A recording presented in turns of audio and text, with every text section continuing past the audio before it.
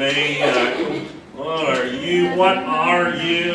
Hey, just make sure that she can't see Steve. Don't let her get Steve. She'll lose it. So we're glad that you're here this evening. I told Steve's granddaughter, Taylor, last week to please let him know that I really gave him a zinger last week. You gotta go back and watch that, Steve. They were out of town.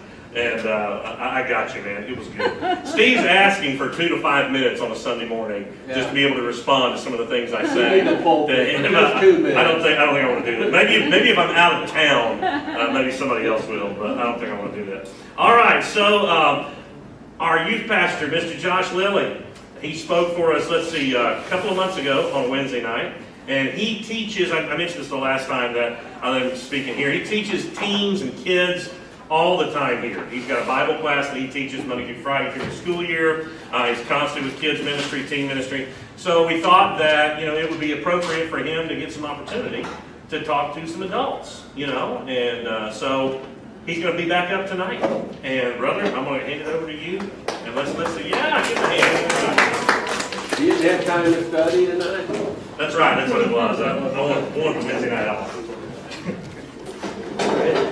Thank you for having me preach today. I'm going to be in 1 Samuel chapter 17. 1 Samuel 17.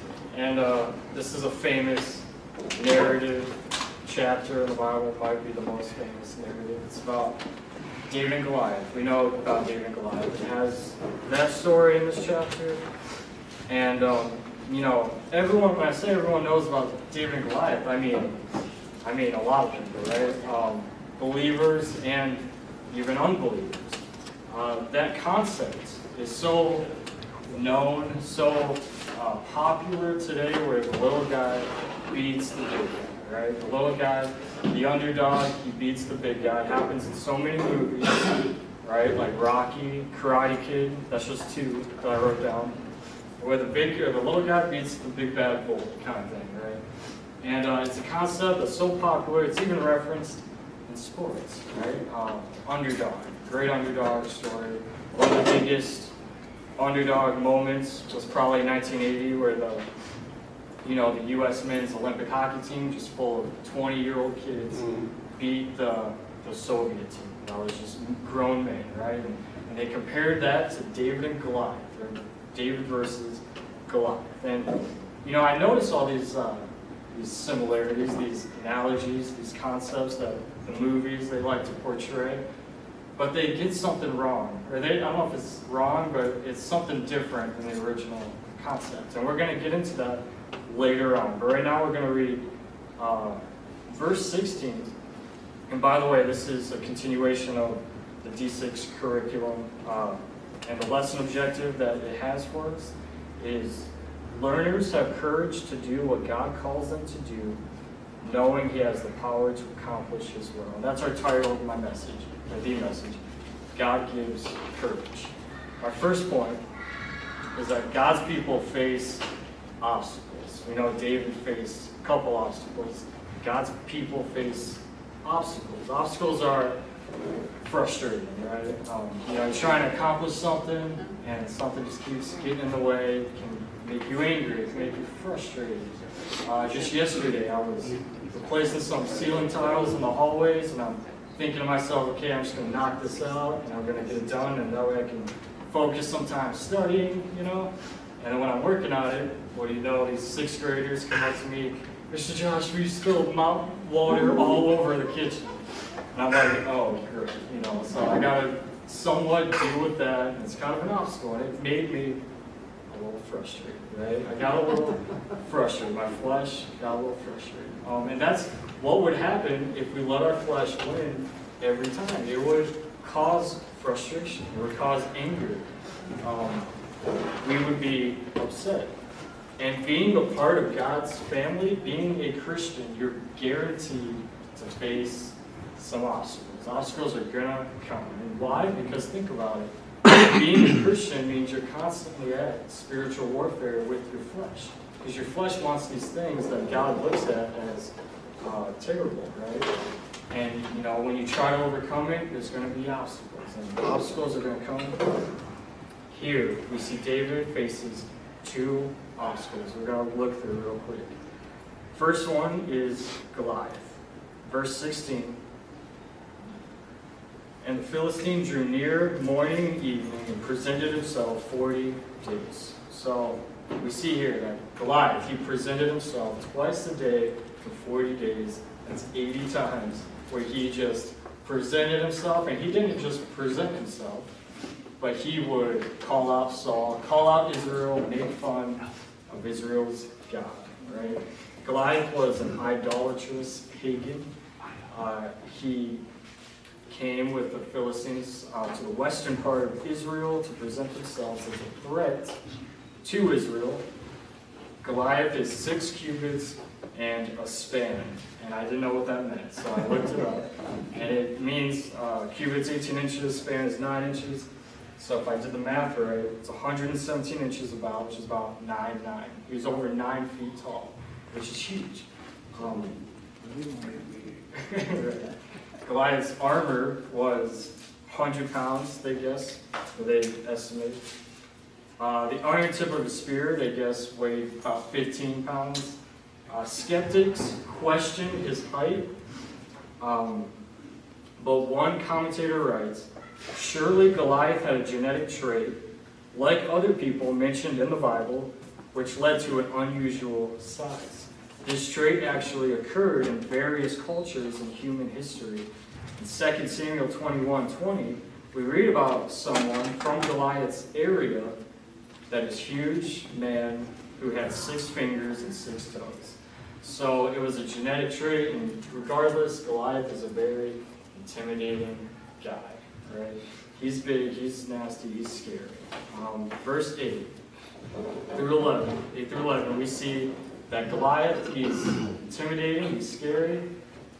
Here he tries to reason with King Saul. He's trying to negotiate, saying, hey, why don't you pick your best fighter, and against me? Verse 8, it says, and he stood and cried unto the armies of Israel, and said unto them, why are ye come out to set your battle in array? Am not I a Philistine, and ye servants to Saul? Choose you a man for you, and let him come down to me. If he be able to fight with me and to kill me, then will we be your servants. But if I prevail against him and kill him, then shall ye be our servants and serve us. Verse 10. It says, the Philistines said, I defy your armies of Israel later this day. Give me a man that we may fight together. Verse 11. When Saul and all Israel heard those words of the Philistine, they were dismayed and greatly afraid. So here we see Goliath trying to reason with Saul, say, hey, bring me your best fighter. And what this was is a term for this. It's called the battle by champions. It was common in that area, in that history of the world, area of the world, in which each nation picked their best fighter, and instead of having 1,000 people dying or hundreds of people dying, we just decided who won the battle based on those two that fought, right? It saved a lot of lives, and it was just easier, quicker concept, and the nations would believe that it was their gods or their deities that made that victory happen, if that makes any sense. Goliath, he says, I defy the armies of Israel this day. Whoever defied Israel also defied Israel's God. So here we see Goliath is defying God, right? Defying God. And that is no doubt an obstacle that was presented to David, someone who's defying his God, and it's an obstacle for us, someone who defies our God. As days go by, it seems more and more common, more popular to defy God, to disrespect Him. We see it in the news, we see it on social media, and it's just a more common occurrence. And, we might see it, we might get discouraged, right? We might get sad about it. But if anything, it should make us angry or zealous, like David was. David was full of zeal when Goliath was defying his God. David, he took Goliath's mockery and defiance against God personally. He took it personally. It offended David himself. You know, there's some things that make us, some things that we tend to take personal, right? I know a bad one for me, something that I take personal that I shouldn't. It's silly, it's immature. But my sports teams, if you make fun of my team, my baseball team, it doesn't matter. I'm just going to take it personal. It just offends me, right? It shouldn't, but it does. And it offends me, and of course, one of the most heartbreaking losses happened a couple months ago. The Lions, they lost the playoffs to the Commanders, and I was upset, I was real upset. And of course, my phone's blowing up, right? And it's my friends from college, and they're just making fun of my sports team, and it offended me, right? It just made me so mad, and I still hold a grudge against those people. And I took it personally, even though it's a silly, immature thing to take personally. My point is, people take things personally, and some people take it more personal than others. We see that in this passage. We see that with David and Saul. Both of their, Saul's God and David's God were defied, were mocked. But David took it a little more personally than Saul took it. I like to compare Saul and David a lot because I just think those two characters are interesting. I think they're so different, but yet they're similar, right? They're similar in ways because they're both kings and they were both anointed by God. They both had the same position, but they responded to ways and situations so differently. And we see that here. David, when Goliath was defying his God, it made David zealous. When Goliath was defying Saul's God, it made Saul afraid. And we see that in verse 11. It says, when Saul and all Israel heard those words of the Philistine, they were dismayed and greatly afraid. Saul was afraid. It's interesting that this is a thing I just thought of. It's interesting to point out that Saul was more offended with people making fun of him than people making fun of his God, right? Yeah. David has killed tens of thousands, Saul's only killed thousands. And man, Saul lashed out. He hated that. That fired him up to try to kill David numerous times. And yet when they make fun of his God, he is silent. He's quiet. And David was the opposite. The obstacle of interacting with people who defy God, we should take personally, right? That is an offense to us, something that we shouldn't take lightly, something that I'm not saying it's okay to lash out against them, but use your wisdom, use discernment to decide what the best course of action is, right? Maybe it's confronting them, maybe it's praying for them, and it's something that we should take personally.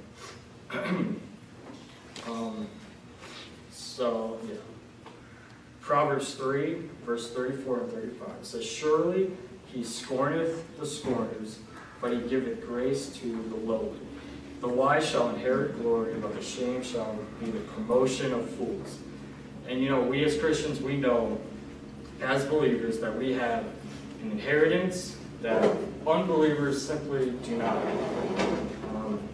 Some people are foolish and defy God, and we need to make sure as Christians that we're not hateful towards them, but that we try to correct them, that we confront them and for their unbelief. Another obstacle, so first obstacle was Goliath, right? And everything that came with it, his physical appearance and his defiance against God. Second obstacle that David faced involved his own brothers and his fellow soldiers' lack of confidence in him. David left his sheep, appeared to his brothers in the army. Verse 28, we see his oldest brother, Eliab, belittle him. It says, and Eliab, his eldest brother, heard when he spake unto the men, and Eliab's anger was kindled against David. He said, why camest thou down hither? And with whom hast thou left those few sheep in the wilderness? I know thy cry and thy naughtiness of thine heart, for thou art come down that thou mightest see the battle. Eliab questions David's decision to come here. Why'd you come here? He doubts him, he belittles him. And then verse 33, so it shows that Saul had no confidence in David either. Saul said to David, "Thou art not able to go against this Philistine, to fight with him, for thou art but a youth, and he a man of war from his youth." Before David could meet the physical challenge of Goliath, he had to go and get through the spiritual challenge with his brothers and his fellow soldiers, right? Sometimes we face challenges not just from the unbelievers, but also from our fellow believers, maybe even our families, right? I think, that's something that I just take for granted. I don't even think about how blessed God has made me for putting me in a family that has supported me and supported, my decision to follow God's will. There's a guy in college, and he and his family didn't really support him. He still went to college, and he went with me, and I just, I admired that about him. And I couldn't imagine the fact that my family, the people I loved, just didn't support me, right? And I don't even think I would go to Christian college or do those things my family supported me, right? It would be very difficult to do those things. And we see David, he had that difficult discouragement from people that he cared about. Here David is, he's thinking, man, God's going to use me, I'm going to take down Goliath, he's full of zeal, right? And then his brother discourages him, his fellow soldiers, his King Saul discouraged him, and that was, I bet, a difficult thing for him to get through, right? Like, whoa, I'm getting a lot of negative feedback on my decision here that I probably maybe didn't expect, right?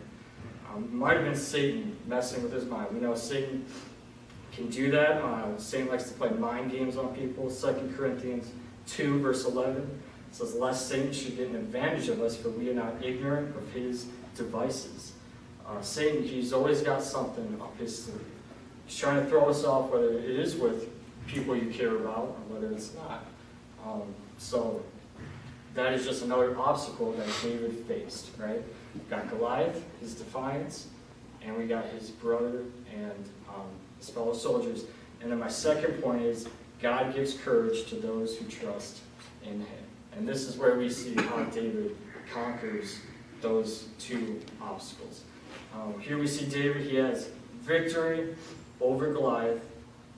And the talk through camp was pretty much boiled down to, okay, somebody's got to do something, right? They're kind of freaking out, like, hey, somebody's got to take on this big guy, Goliath, right? Verse 25, it says, "And the men of Israel said, Have ye seen this man that is come up? Surely to defy Israel is he come up. And it shall be that the man who killeth him, the king will enrich him with great riches, give him his daughter, and make his father's house free in Israel." Saul resorted to bribes, right? Like, hey, we need someone to take this man down. If you do it, you can have all these things, these riches. Your house will be free in Israel, and you can marry my daughter, right? Saul, no one accepted, right? Sorry, no one accepted that offer. Verse 26, it says, "And David spake to the men that stood by him, saying, What shall be done to the man that killeth this Philistine, and taketh away this reproach from Israel? For who is this uncircumcised Philistine, that he should defy the armies of the living God?" And the people answered him after this manner, saying, "So it shall be done to the man that killeth Goliath." These verses show that, David's got some anger, some zeal, right? He calls Goliath an uncircumcised Philistine. He's saying, who shall take away this reproach or this disgrace from Israel?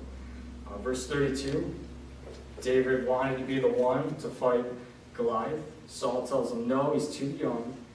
And then this is David's response. Verse 34, it says, "David said unto Saul, Thy servant kept his father's sheep, and there came a lion and a bear, and took a lamb out of the flock. And I went after him, and smote him, and delivered it out of his mouth. And when he arose against me, I caught him by his beard, smote him, and slew him." So, David tells him no, and then, Saul tells David no.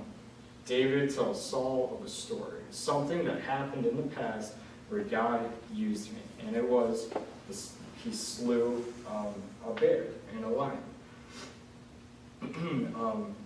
If David needed further convincing that he should take on this Goliath guy, this was it, right? The fact that he can remember the time where he defeated a bear and a lion because God got him through that situation. I think whenever you're anxious or fearful or in a situation and you need courage from God, I think one technique you can do is to remember a time where God used you for something great, or God helped you get through something that you needed to get through.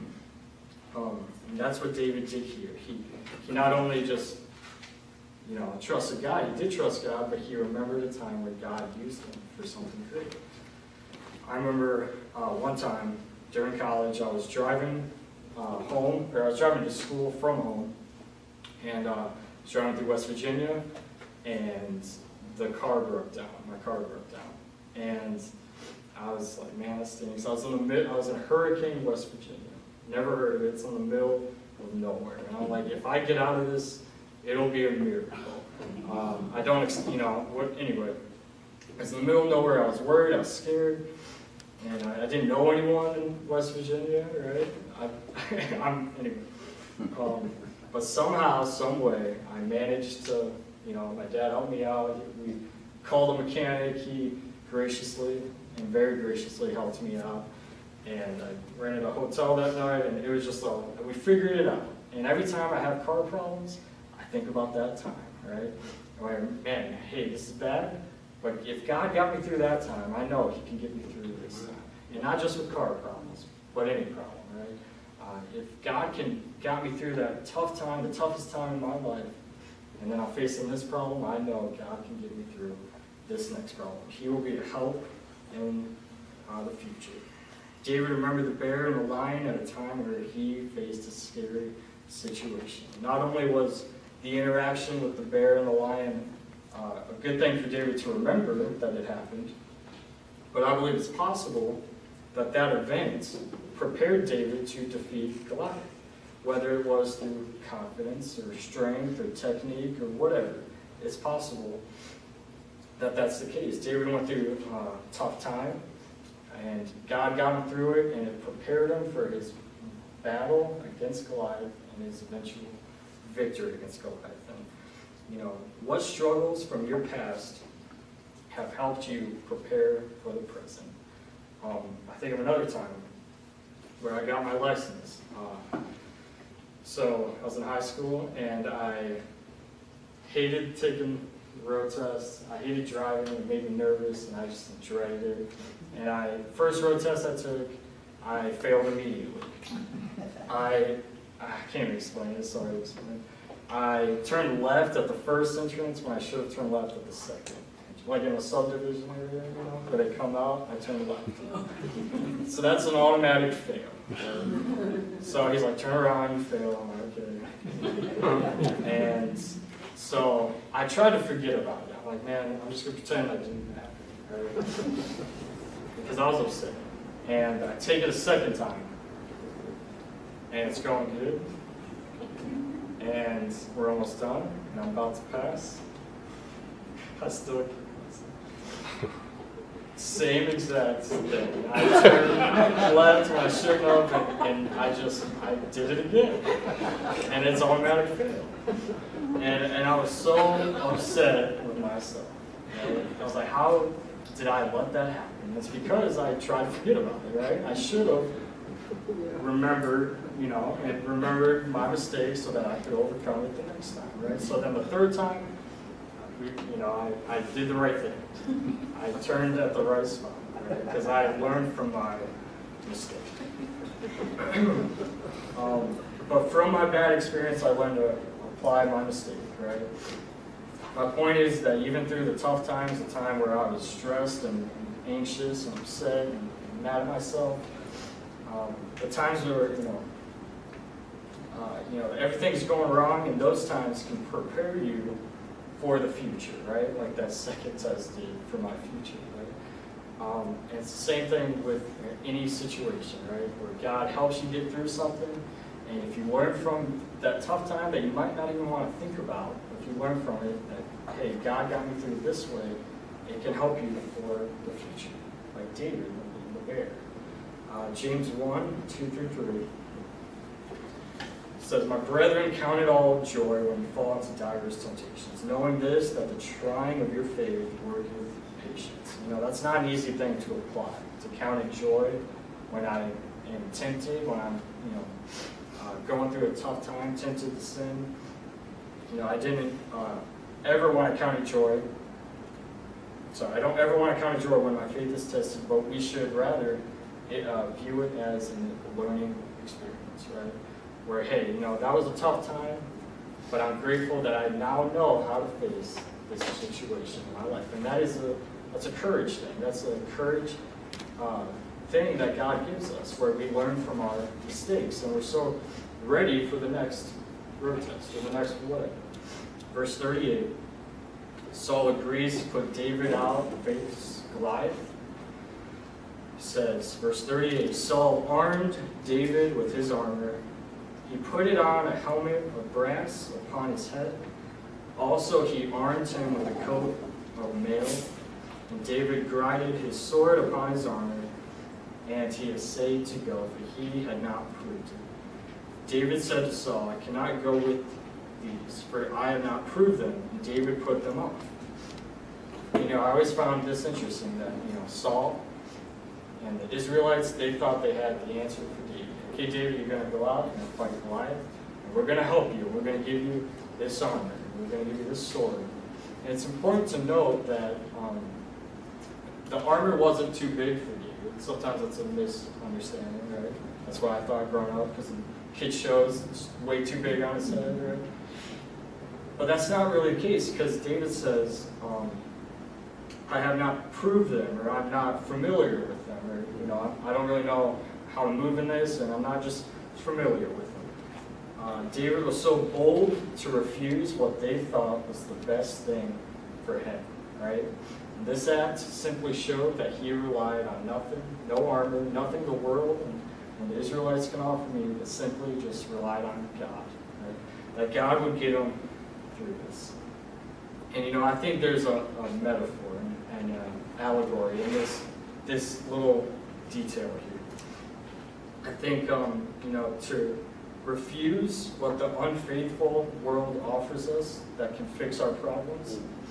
The world likes to advertise, hey, I got a problem, I got an answer that can fix your problem, right? It's going to be this, and it sounds right, it sounds like the normal answer, it sounds good even. But it's just not. It's just not the right answer, right? The world, they offer lots of different answers, right? Whether it's money or drugs or fornication or whatever sounds good, and they offer us and say, hey, this can help your problem. These things sound great, sounds like they'll fix my problem, but they'll only make things worse. Instead we should remember, well, what does work?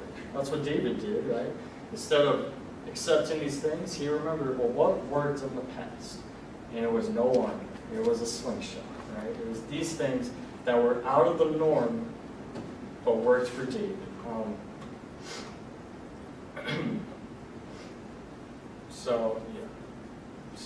Remember, what am I familiar with? What has worked for me in the past?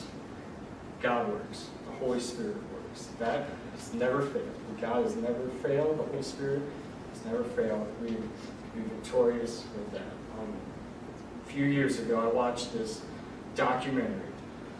It was about, you probably remember this, 2018, June, 12 members of the Thai youth soccer team were trapped in a cave. The cave, they went in the cave flooded in. They were flooded by monsoon rains and trapped, and they was deep inside this cave. The team was stuck there for days. The Thailand government got involved, and they're trying to rescue these 12 kids to get out of this cave. However, they were they tried to think of all ways they could do it, and said maybe we could do this, and no, I get shut down. Maybe we could do this. And they decided, well, let's get our Navy SEALs involved. So the Thai Navy SEALs, they got involved.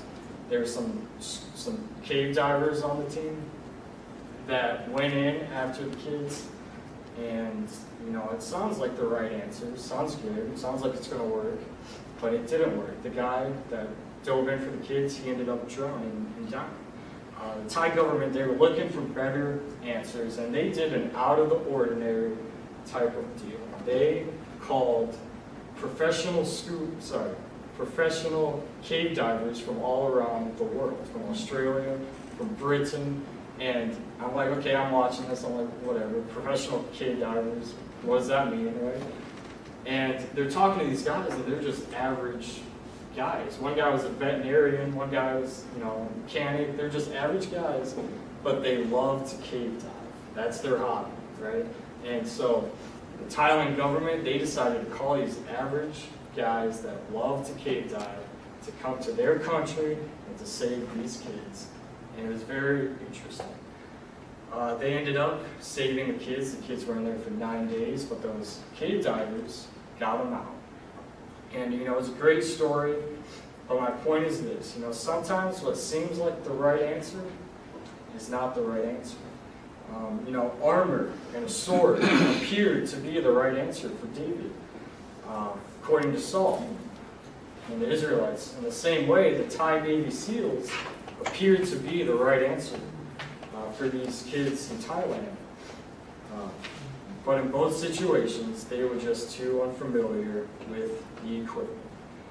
Thailand government, they needed to resort to, hey, what can we do that's going to work, right?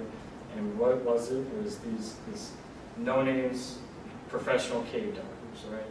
In the same way, David, he said, what can I do that I know will actually work? He did something that might have not been the norm, but he knew it'll work because God made it work before. And I can say today that God getting me through my problems works, and that's what I'm most familiar with today, right? And this world can offer me what seems like the right answer, right? Whether it's money or drugs or whatever, but I know what's familiar with me, what's worked for me in the past, and it's God. God gets me through whatever problem that I may face. Verses 49 through 53. We see that David defeats Goliath and won the victory. I mentioned earlier, like right at the beginning, how this concept is popular with movies, with stories, but they get something wrong, right? Or something different. And this is the how David beats Goliath, right? Karate Kid, how David, or what's his name? Is it Daniel? How Daniel beat Johnny, right? And it was through hard work. It was through dedication. Rocky, how does he beat Creed? Hard work, dedication. But that's not how David defeated Goliath. It wasn't. His how he defeated Goliath was through God. David had determination not through what he could do, what his works were, what he was skilled at. David had determination because of God. Right? Because he knew God's power. He knew that Goliath was nothing but a speck compared to God. Right? And that's how he knew that he could defeat Goliath. Right? Not through his works, but through God. In conclusion, just remember that life brings obstacles. Right? Whether it's spiritual, physical, and they'll be frustrating, and they'll be scary and intimidating. But God gives us courage. It could come through many ways, whether it's remembering a past thing that God did or preparing us for something in the future. And that's where our courage comes from. It comes through prayer. It comes through Holy Spirit, through God. And it comes to those who are willing to serve Him. All right. Amen. Good. Appreciate that, Josh. Good word. Good word. Good thought this evening. All right, so you should have your prayer list there in front of you. I'm going to open this up for anyone who has a prayer need or a praise item that they'd like to mention.